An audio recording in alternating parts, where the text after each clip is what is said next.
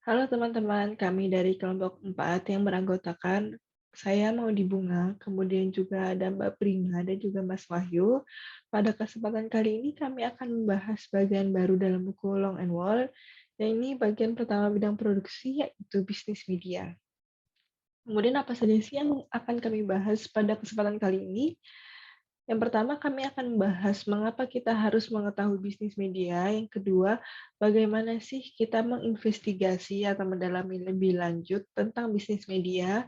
Yang ketiga, apa saja sih unsur ekonomi politik di media. Yang keempat, kami akan membahas kajian atau studi tentang organisasi dan struktur organisasi di media.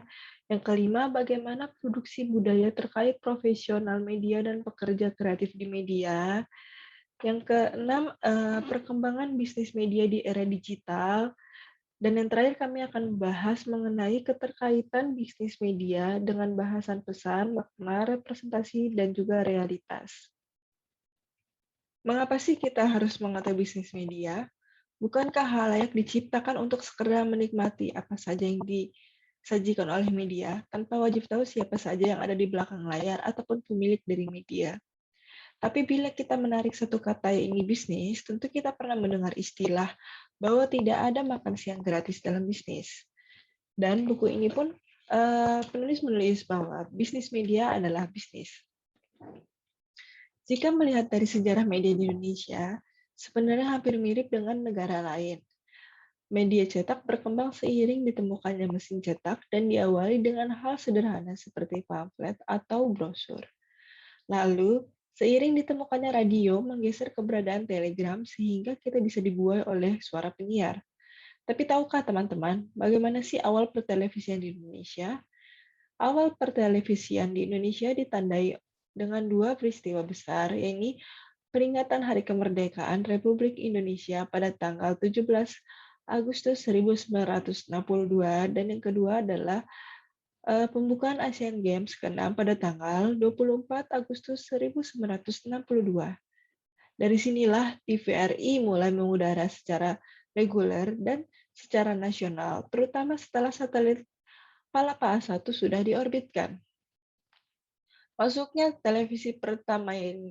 televisi swasta pertama yaitu RCTI dimulai pada tahun 1988. Dari data di situs Dewan Pers, tercatat ada 368 stasiun televisi di seluruh Indonesia terdiri dari televisi swasta maupun televisi nasional. Munculnya kepemilikan media oleh pihak swasta memungkinkan alur ekonomi berkembang, yaitu saham yang disebut bagian dari aset atau saham yang dibagi untuk sebuah perusahaan. Tentu, kalian yang paham ekonomi mengerti hubungan antara saham, kepemilikan, dan juga alur ekonomi. Nah, ketika media dipandang sebagai bisnis, bagaimana sih media di mata halayak? Pada umumnya, halayak, apalagi bagi mereka yang mempunyai televisi pada generasi pertama, yaitu ketika televisi masih berwarna hitam putih, mungkin bagi mereka itu media seperti magic. Awalnya jarang dari halayak yang berpikir bagaimana perusahaan media dibuat atau bagaimana orang di balik layar bekerja sehingga menghasilkan suatu produk media. Misalnya saja, kalau kita membeli kaset atau CD musik, apakah kita juga ingin tahu siapa sih produser atau pemilik perusahaan rekaman? Siapa saja sih yang berperan menerbitkan, mempopulerkan, atau bahkan yang berpotensi menjatuhkan si artis? Selain dan sebelum era digital, kita bisa saja melihat pendiri, pemilik, dan siapa saja pekerja media di sudut koran atau halaman khusus majalah mingguan.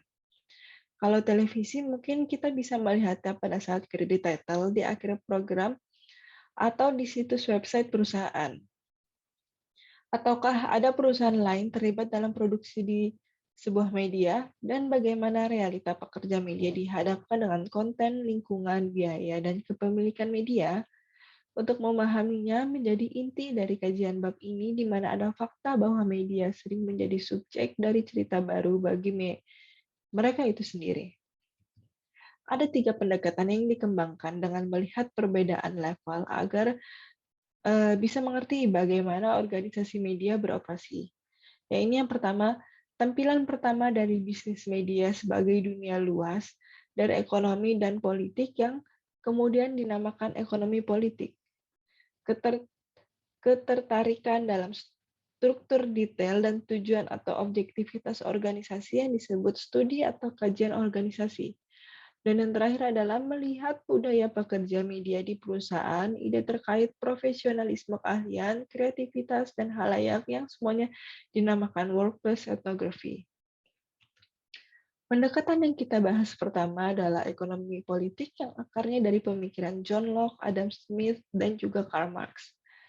Pemikiran pertama dari John Locke yang terkenal mengenai komunikasi dalam arti transmisi, di mana komunikasi massa melakukan proses mengatur dirinya sendiri yang dipandu oleh apa yang menurutnya menarik dan dibutuhkan halayak.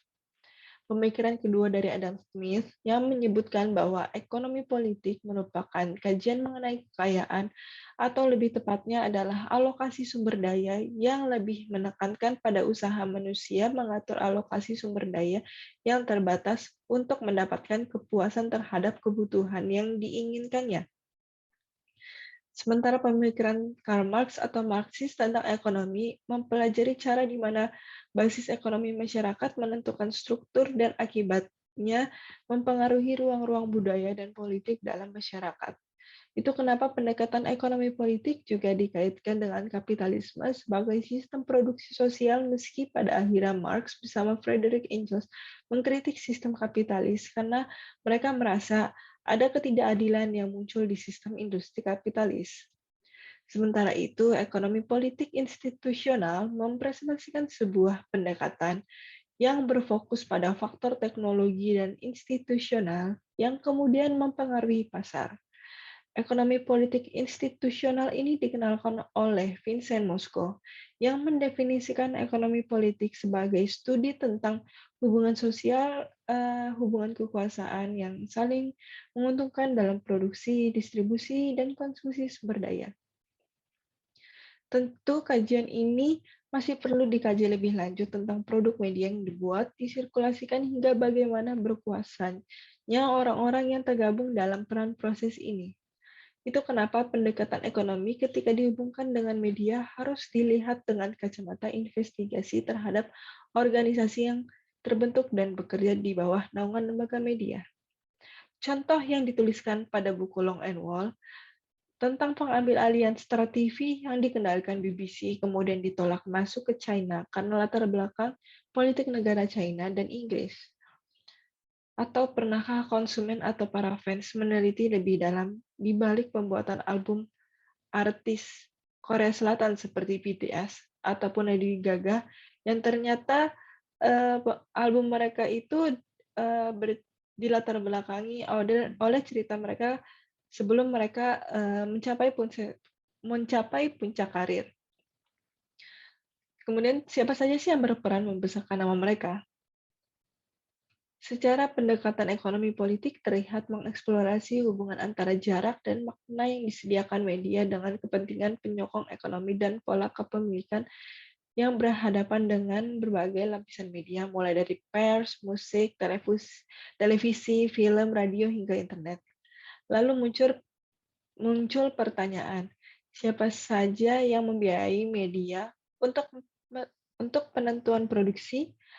Apa saja sih yang menjadi komoditas utama dari segala jenis medium, dan bagaimana konsumen atau halayak membayar komoditas media, hingga perbedaan aktivitas ekonomi media? Jawaban dari kerangka inilah yang disebut penulis buku sebagai critical political economy. Sekian presentasi dari saya. Presentasi selanjutnya akan disampaikan oleh teman saya. Terima kasih.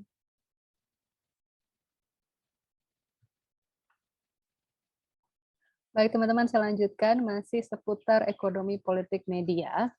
Kita ketahui khalayak menjadi salah satu atau bahkan satu-satunya yang diperebutkan oleh media sehingga membuat lembaga antar media ini berkompetisi untuk mendapatkan khalayak, termasuk melalui penjualan dan atau pendapatan iklan. Untuk apa? Untuk mengembalikan investasi dan juga meningkatkan keuntungan bagi para pemegang saham di perusahaan media. Lalu bagaimana pemasarannya atau cara mendapatkan khalayak? Buku Long and Wall ini mencontohkan pasar bebas, yakni sebuah kondisi di mana bisnis dikendalikan hukum supply and demand, bukan pada intervensi pemerintah, regulasi, dan subsidi. Hukum supply and demand dalam pasar yang kompetitif tentu berdampak pada peningkatan konsumen. Caranya, ketika konsumen ada keinginan membeli atau mendapatkan barang yang ditampilkan media, atau ada respon produser menggambarkan bagaimana komoditas produksi punya nilai untuk mengembalikan modal dan meningkatkan keuntungan. Contohnya, ketika membuat program atau acara di media, tentu produser dan pekerja pendukung acara tersebut juga ikut memikirkan bagaimana mengembalikan ongkos produksi melalui iklan ataupun pendapatan lainnya. Namun pasar bebas ini diklaim juga mendukung mesin kapitalisme, teman-teman. Seperti menjaga harga murah dengan produk berkualitas tinggi atau memberikan apa yang diinginkan pembeli sebagai hasil dari penawaran barang bagus. Contohnya, ada saja khalayak yang ingin beriklan atau membeli spot iklan. Terakhir mungkin masa-masa pemilu ya, ada calon legislatif atau calon-calon kepala daerah yang beriklan rame-rame di media massa untuk dikenal. Karena secara teoritis, teman-teman, dalam pasar bebas, pembeli dan penjual terkadang datang bersama-sama untuk memutuskan produk apa yang akan dibuat, dijual, dan dibeli. Hal ini membuat ada unsur hubungan komoditas. Sebab meski banyak pekerja media fokus membuat program atau publikasi dengan teknik berkualitas dan bermakna untuk khalayak, pekerja media juga harus memikirkan nilai ekonomi dari produk yang dihasilkan untuk perusahaan tempat dia bekerja. Karena membuat suatu produk di media itu memerlukan ongkos yang tidak sedikit, teman-teman. Dan media hanya mendapatkan keuntungan dari dua sumber. Yang pertama, final consumer, yaitu yang membayar untuk artefak fisik seperti membeli koran atau majalah atau membayar TV kabel. Yang kedua, keuntungan dengan menjual ruang di artefak fisik untuk misalnya spot iklan, entah itu di commercial break TV dan radio atau spot untuk di halaman koran atau majalah tertentu. Disinilah suatu lembaga media juga harus memikirkan antara penjualan dan keuntungan yang diraih. Tambah lagi, media biasanya bukan tipe barang yang dibeli berulang seperti sembako kan ya. Misal, teman-teman yang suka Lady Gaga, mungkin nggak sih beli CD sampai 2 album, tapi temanya sama. Atau ketika majalah Tempo mengeluarkan edisi khusus, apakah kita juga membelinya sampai 2-3 majalah dengan tema yang sama? Nah, padahal tidak bisa kita pungkiri bahwa pendapatan tidak langsung itu untuk media berasal dari iklan dan konsumen. Nah, ketika khalayak disebut komoditas oleh media, muncul pemikiran Dallas Smith tentang jangan berpikir bagaimana media membuat produk, tapi bagaimana media memproduksi khalayak. Inilah yang membuat kita mengerti bagaimana pentingnya khalayak bagi media dan bagaimana media menarik perhatian khalayak tertentu sesuai keinginan pengiklan. Dari sini muncul observasi pesimisme dan optimisme tentang khalayak. Secara optimis, bisa memastikan kelompok khalayak berbeda menjadi target produk sesuai keinginan dan ketertarikan khalayak.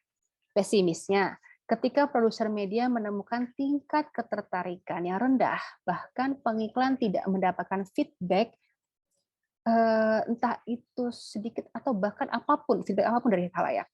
Ini kenapa dalam media penempatan produk itu tidak hanya terbatas ruang, tapi juga durasi atau waktu. Misal, stasiun radio harus memilah dan memilih jenis musik tertentu dan ditaruh di program tertentu, jam tertentu, slot tertentu, jika ingin menargetkan khalayak tertentu. Bicara soal khalayak, kita mengenal ada namanya khalayak massa dan niche.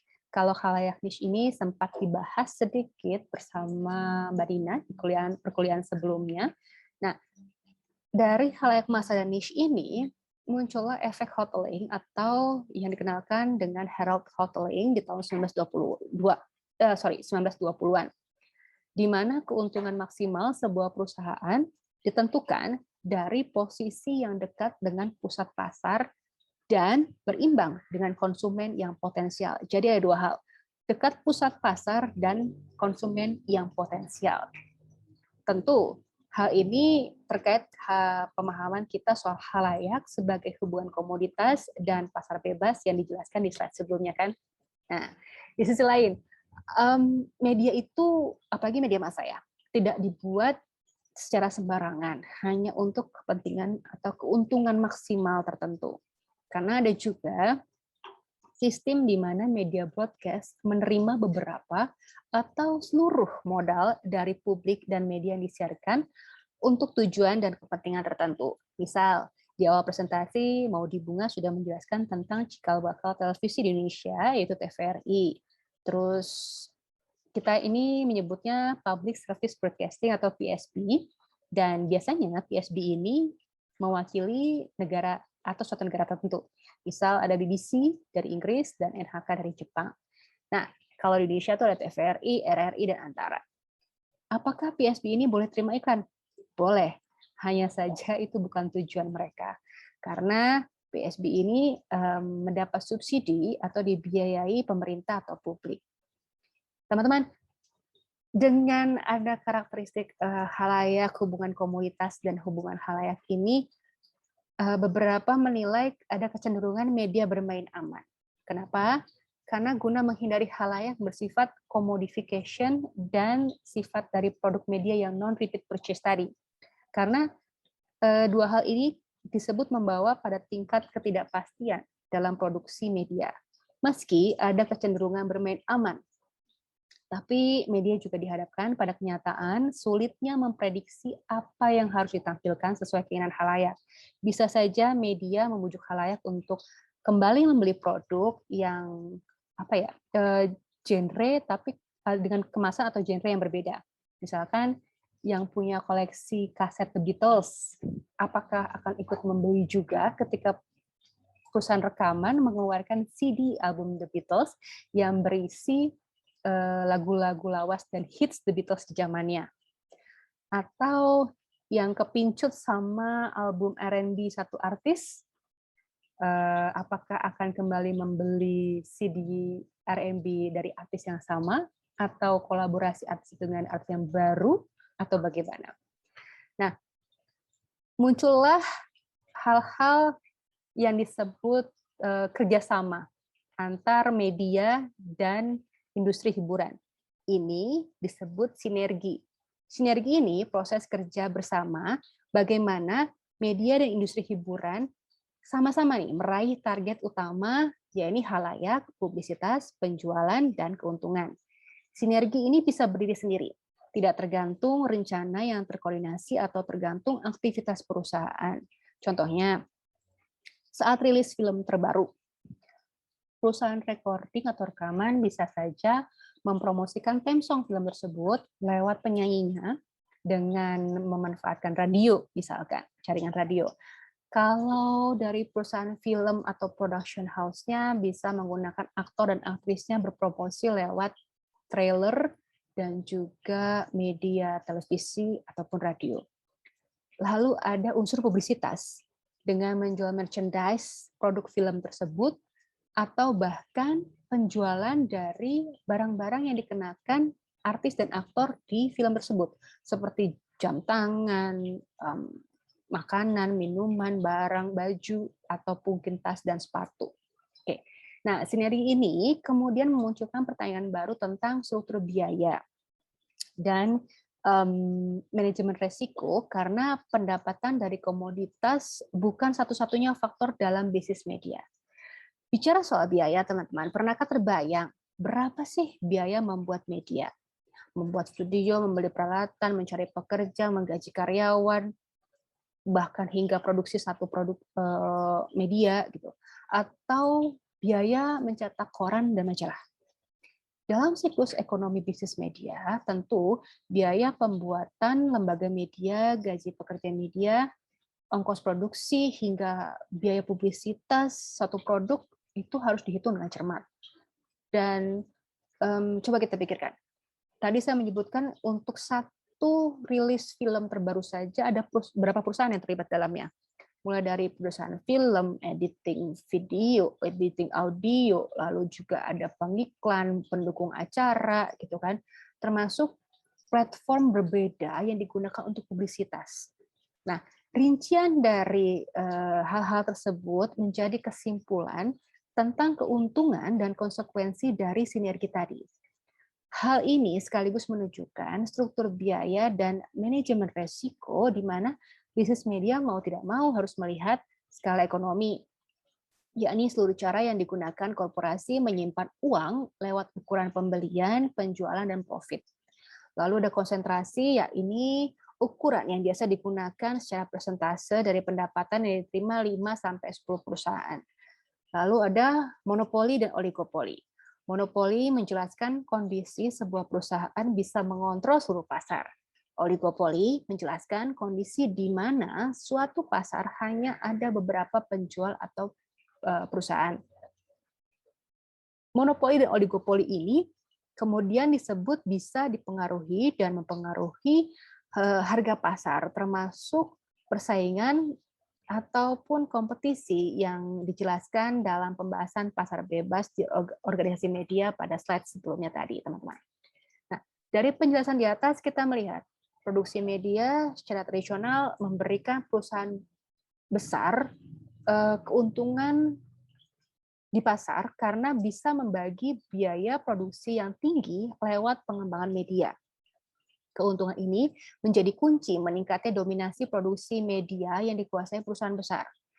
Contohnya ada Sony BMG, Warner Music Group, EMI Group, Universal, yang mereka dibilang punya saham hingga 71% gitu kan di pasaran dan menggunakan cara efektif menekan biaya lewat skala ekonomi tadi. Ukuran atau size memberikan keuntungan menawarkan kesempatan untuk meningkatkan keuntungan atau perbedaan antara biaya produksi dan biaya pembelian produk dari konsumen. Cara tercepat mencapai skala ekonomi ini adalah menggabungkan atau mengambil alih perusahaan lain yang kemudian menciptakan barriers to entry yang menyebabkan perusahaan-perusahaan kecil kesulitan untuk bersaing dan masuk ke pasar yang sudah didominasi oleh pemain besar.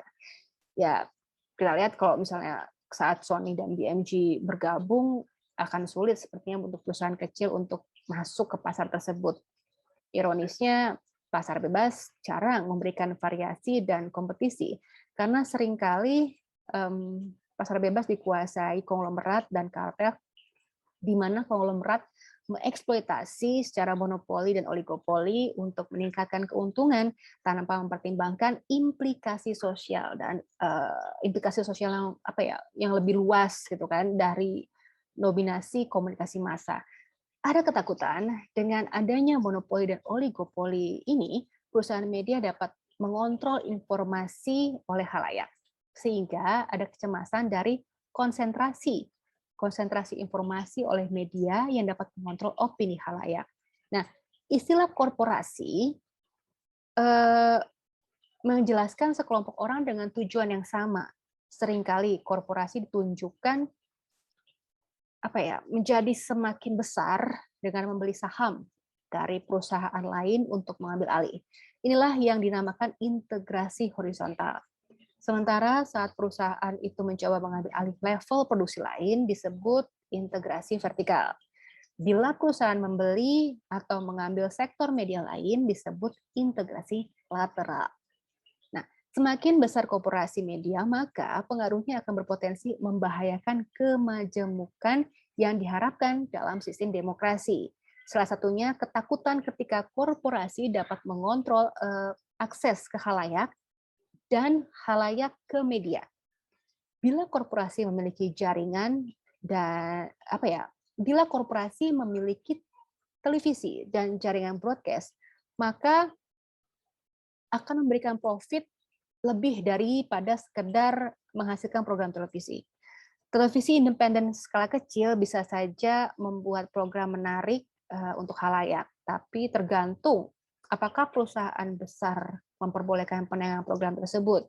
Karena semua media tradisional masih bergantung pada mahalnya harga distribusi yang kemudian dimiliki oligopoli korporasi transnasional, di mana regulasi tidak diintervensi terkait kepemilikan. Contoh, ada MNC Group, ada Media Group, ada Kompas Group, ada Transcorp. Lalu, apakah media-media ini termasuk monopoli atau oligopoli? Bahkan sekelas Tempo dan El Sinta pun sudah merambah broadcast seperti televisi, bukan? Nah, sejauh mana media-media ini bertahan di tengah munculnya tren pembuatan media online atau channel-channel saluran di aplikasi video streaming? Pertanyaan-pertanyaan tadi mungkin bisa dijawab pada subchapter berikutnya, yaitu studi kajian organisasi. Karena penulis buku Lock and Wall ini mengklaim cara terbaik mempelajari studi bisnis media adalah organisasi. Maksudnya, cara terbaik untuk mempelajari studi bisnis media itu sebagai organisasi, bagaimana kita melihat organisasi media tersebut. Kenapa? Kenapa sih kita harus mengetahui pemetaan struktur organisasi media agar mengetahui peran dan fungsi dari para staf untuk produksi media? Berdasarkan apa? Ada hierarki dan struktur organisasi. Dari sinilah kita mengetahui tingkatan peran dan fungsi dari para pekerja media tersebut. Kalau David Hesmondak mengkategorikannya dengan 4 tipe pekerja media lewat peran dan fungsinya ini. Ada primary creative personnel, ada technical craft workers, ada creative managers, dan owners dan executive. Nah, dari pemetaan ini, kita bisa mengidentifikasikan semua proses produksi melalui tahapan produksi yang membutuhkan observasi tentang bagaimana orang bekerja, apa saja yang dilakukan, terus waktu yang diperlukan butuh waktu berapa lama, dan lain sebagainya. Contoh, kalau kita merekonstruksi berita di radio, dari berita itu datang atau didapat, diidentifikasi, lalu ditulis, lalu membuat order berita, apakah melalui proses subedit atau editing, kemudian berita itu dibacakan, disiarkan secara langsung, atau tapping, atau direkam, atau playback. Dari pemetaan proses produksi ini, para ahli teori media mengembangkan konsep yang bisa digunakan untuk analisa yang fokus pada gatekeeping dan rutinitas produksi. Konsep ini dikenalkan oleh David White di awal pengembangan studi media melalui analisis seleksi berita, yakni pembuatan konten untuk publikasi sebagai satu seleksi di mana aliran informasi melewati gerbang yang terbuka untuk informasi terpilih dan tertutup untuk informasi yang ditolak. Meski kajian ini mendapat kritik ya dari kajian jurnalistik yang mengasumsikan berita adalah alur sederhana dari informasi, bukan proses dari interpretasi, penyesuaian, dan investigasi. Fishman mengkritik berita tidak diseleksi, tapi diproduksi. Untuk memahami ini, kita harus melihat produksi media sebagai transformasi dalam sebuah berita. Semua fakta dan komen itu diubah menjadi berita oleh jurnalis dengan gaya publikasi sesuai media tempat dia bekerja. Contoh, satu berita bisa diberitakan secara berbeda tergantung jurnalis dan media itu menggambarkan dari perspektif atau cara pandang dan sudut pandang yang bagaimana dari berita tersebut. Gitu, teman-teman. Selanjutnya, bagaimana karakteristik dari peran dan fungsi pekerja media ini akan dibahas dalam produksi media berikutnya. Baiklah, sampai di sini kita sudah mempelajari pentingnya ekonomi dan hubungan struktural yang menjadi karakteristik produksi media. Kita tidak bisa melepaskan fakta bahwa organisasi media terorganisir oleh orang-orang yang bekerja bersama dan nilai yang mereka pegang memiliki pengaruh signifikan dalam proses produksi. Demikian pula dalam produksi media.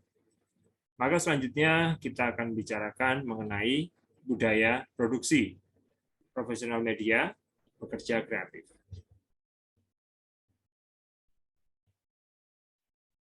Menurut Paul Duguay, budaya produksi merupakan praktik tersendiri yang digunakan dalam produksi dan cara penyebarannya lewat representasi nilai spesifik, kepercayaan, dan pola kerja. Ketika membangun pengertian tentang ekonomi, politik, dan kajian organisasi, kajian budaya menawarkan kekayaan data untuk mengerti organisasi media. Hal ini berguna ketika kita fokus pada profesional media dan menanyakan pandangan tentang dunia dan sains dari pekerja media. Sebagaimana kita mengetahui apa yang mereka lakukan dan apa alasan mereka. Jika melihat pekerja kreatif, biasanya akan berbeda antara yang validated dan yang privileged in society. Misalnya popstar, biasanya akan terlihat rebellious atau pemberontak dan dangerous atau berbahaya. Sementara seorang jurnalis kadang terlihat lebih suspicion atau lebih waspada. Untuk memahami hal tersebut, kita perlu melihat, yaitu bagaimana mereka dilatih dan dengan cara apa mereka dikonsep. Apakah mereka sebagai profesional ataukah mereka sebagai pekerja kreatif. Misalnya, Justin Bieber lah ya, kalian teman-teman pasti kenal. Dia adalah artis yang dikenal dan terkenal dari media online. Tanpa ada proses seleksi, dia mendapatkan massa atau khalayak, ketenaran, lalu diberikan jalan untuk lebih terkenal lagi. Sementara, anchor suatu program berita harus melewati proses seleksi panjang, mulai dari reporter, siaran langsung, tes kamera, dan sebagainya. Hal ini biasanya attitude-nya di kemudian hari akan berbeda juga ketika menghadapi khalayak, khususnya di dalam kehidupan nyata. Kita dapat melihat kadangkala selebgram atau artis bermasalah dengan attitude di society. Sementara seperti seorang jurnalis jarang terlibat skandal. Meski ada juga jurnalis yang terlibat skandal, tapi cenderung jauh dari kata rebellious dan dangerous.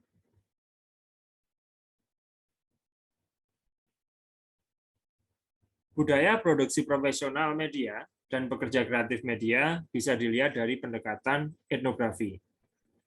Etnografi adalah studi untuk meneliti dan menganalisis beberapa bentuk dan orientasi budaya. Menurut Paul Espinosa dan Paul Duguay, ada rangkaian poin yang menjadi fokus dalam kajian produksi budaya. Antara lain, ya, di sini ada 5, yaitu eksplorasi merek dan identitas produk dari produksi pekerja media. Yang kedua, identifikasi dan analisa pekerjaan rutin yang dilakukan oleh pekerja media untuk produksi. Yang ketiga, kontekstualisasi kontribusi individu, yaitu melalui penempatan mereka dalam hierarki organisasi media. Yang keempat, identifikasi dan analisa perbedaan ide dari khalayak yang digunakan oleh pekerja media dan cara mereka mengetahui tentang khalayak itu sendiri. Yang kelima, eksplorasi etos, kerajinan, kreativitas, profesionalisme, yang mana yang menginformasikan pekerjaan tertentu, tapi bisa juga dibagikan di sektor media lainnya. Misalnya, seorang freelancer bisa saja setor berita untuk CNN, juga Shanghai Post, tapi harus berada di wilayah yang berbeda.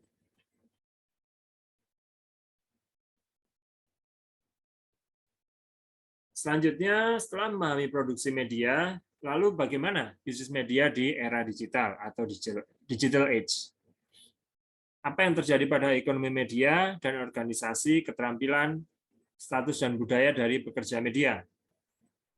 Kita tahu dan kita pasti sadar bahwa secara luas kehadiran teknologi dan teknik digital dari tahun-tahun mereduksi biaya dan juga ukuran.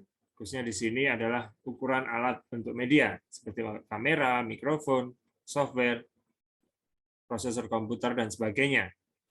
Dan kita juga tahu bahwa saat ini sangat memungkinkan adanya distribusi dan komunikasi via internet. Hal ini telah mengubah pembiayaan di media, sekaligus pastinya mengubah budaya profesional media yang dulunya manual dan analog, saat ini menjadi digital dan bahkan online. Selanjutnya, konsep citizen jurnalis dan interaktif di dalam media, ya, seperti kita tahu.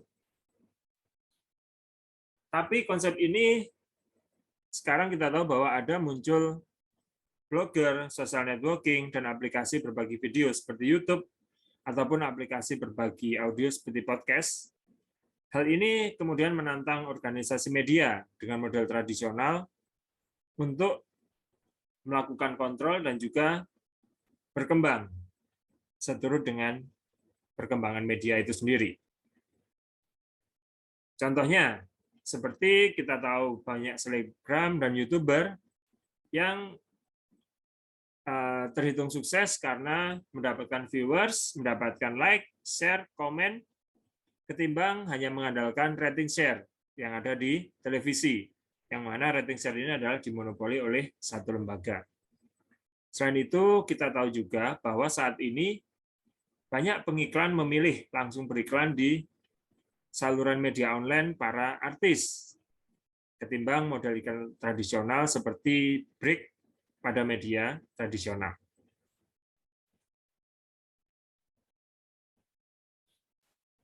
Bisnis media di era digital juga memunculkan efek baru. Salah satunya diteliti oleh seseorang bernama Chris Anderson dalam sebuah buku, yaitu efek the long tail atau ekor panjang. Ini adalah konsep untuk menjelaskan karakteristik penting dari lingkungan daring atau online dan cara ekonomis dari bisnis media yang telah berubah atau mungkin malah dipaksa untuk diubah. Model ini mendiskusikan tentang retail dan bisnis distribusi melalui situs Amazon dan iTunes, dan juga penyewaan film, TV berbayar, dan sebagainya. Ada 3 konsep dalam long tail, yaitu yang pertama adalah semakin banyak yang diproduksi, orang semakin pilih yang non-hits. Jadi, ini teman-teman, dalam dunia online, seperti Spotify maupun di Netflix, karena banyaknya produksi, maka orang akan semakin memilih yang tidak hits. Ini sangat berbeda dengan kalau kita bayangkan di dalam sebuah toko buku, di mana dalam satu toko buku, yang hits akan diletakkan di paling depan, dan yang non-hits diletakkan di rak paling belakang. Kalau di toko buku, non-hits yang ada di rak paling belakang, sangat besar kemungkinannya untuk tidak laku atau tidak terjual sama sekali. Tetapi dengan adanya konsep long tail ini, maka meskipun yang hit itu pasti yang paling laku, tetapi buku-buku ataupun produk yang non-hit juga akan tetap laku. Minimal mereka bisa tetap laku 1 atau 2 piece dalam satu waktu, tanpa ada kekosongan. Sehingga disinilah disebut sebagai long tail, karena ekor panjang ini yang menyebabkan bahwa non-hit yang banyak ini tetap laku, meskipun hanya sedikit. Yang kedua, pilihan tak terbatas menciptakan permintaan yang tidak terbatas. Di sini efek digital media ini, semakin banyak pilihan dalam sebuah media, maka akan semakin meningkatkan permintaan khalayak.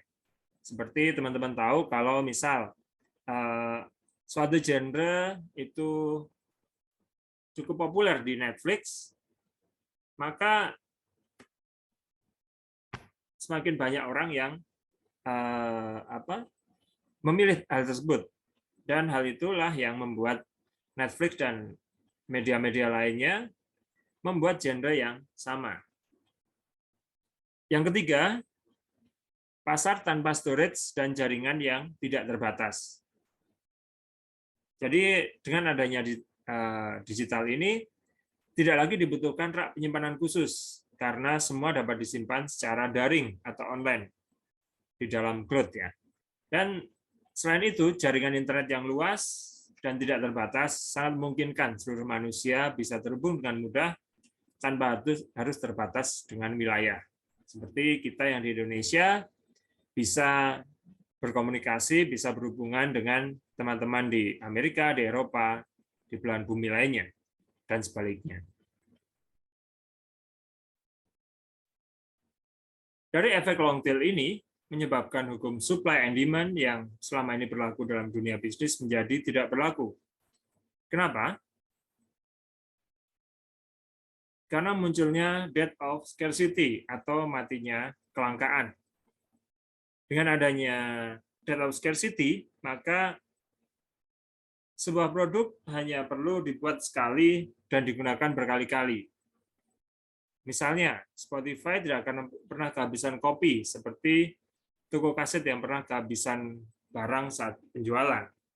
Atau Netflix tidak akan pernah kehabisan kopi film, sehingga kapanpun kita mau sewa, kita mau nonton, itu bisa.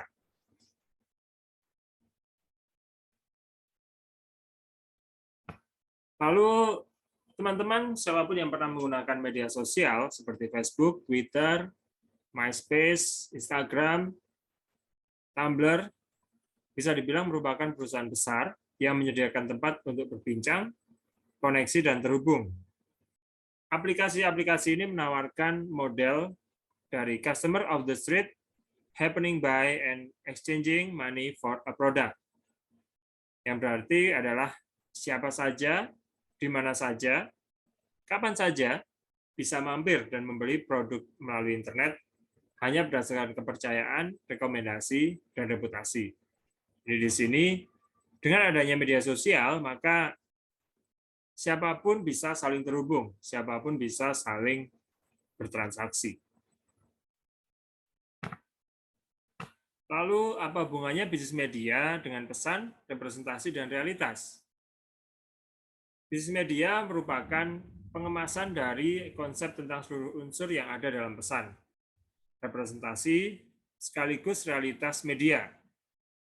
Kadang ketiga unsur ini bisa terlihat dari budaya pekerja media, mulai dari fungsi dan peran hierarki pekerja di sebuah struktur organisasi, hingga produk yang dihasilkannya. Dengan adanya era digital, memang memungkinkan pergeseran dalam bisnis yang selama ini dianut para ekonom atau pebisnis, yakni adanya efek long tail dan matinya kelangkaan. Sekian dari kami, kelompok 4. Sampai jumpa di diskusi nanti malam. Terima kasih.